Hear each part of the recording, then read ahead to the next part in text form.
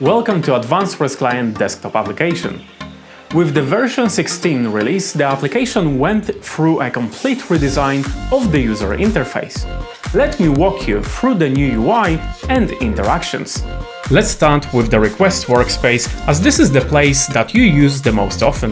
The workspace consists of request tabs. You can open as many tabs as you need. When there are too many tabs in the view, they will start shrinking to make more space. Currently, there are two types of editors you can use in the workspace. The default HTTP request editor, and when you hold the Add button for a second, you will also see an option to open the WebSocket editor. There are few changes in the HTTP request editor. You can toggle query parameters by clicking on the Edit button inside the URL field. It allows you to add and remove query parameters to the URL. You can also toggle the parameters so they are not added to the request. From this view, you can also encode and decode query parameters. The body editor now uses the Monaco text editor, the same as in Visual Studio Code. You can switch it back to the previous editor in the application settings. Each editor type now remembers values you entered, so when you switch between the editors, the last used value is restored. The Authorization Editor now supports multiple authorization schemes at the same time. You can switch between them with the Authorization Selector. Remember to enable the authorization scheme, or otherwise the application will ignore it. The authorization settings are not affecting other values like the headers list. New request actions now allow you to define a condition before they are executed. We added new actions, and currently the application supports the set variable, set cookie, and delete cookie actions. If you see a need for other actions, send us a feature request on GitHub. Check out the link in the description. We also added an ability to import a curl command into the editor. In the editor context menu, choose the Import curl command option. A dialog opens with the text input where you can paste the command. It replaces the values in the current editor. Note that files are not currently supported when importing a curl command.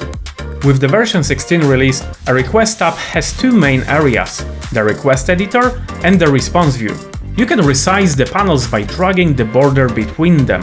The new response view has several tabs showing details of the HTTP response.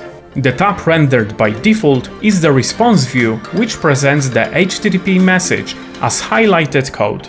Binary data is not rendered, but you can save them on the disk. The Headers tab has information about the request and response headers. It also presents the actual HTTP message sent to the server. The Timings panel shows detailed information about timings that each part of the request took. The Redirects panel shows the response headers and the body sent with the response from the server. Finally, the Row panel renders the unprocessed response as received from the server. We made significant changes to the application site navigation. It allows you to navigate through different kinds of data stored in the application. You switch between different navigation sections, with the most left icons representing the main sections of the application data: history, saved, projects, REST APIs, and search. When you click on the already selected icon, the navigation collapses to make more space in the main view. Click again to open it. You can also resize the navigation panel. You can detach the navigation view from the main application window and render it in a new window. You can also separate the selected navigation panel from the context menu.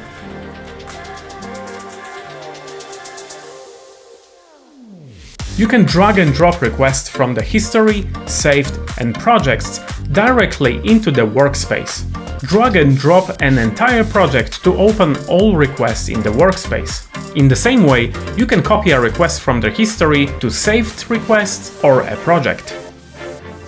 Finally, the search panel allows you to find a request by its name, URL, hostname, path, query parameters, and headers. With this release, we updated the API console, the API documentation tool.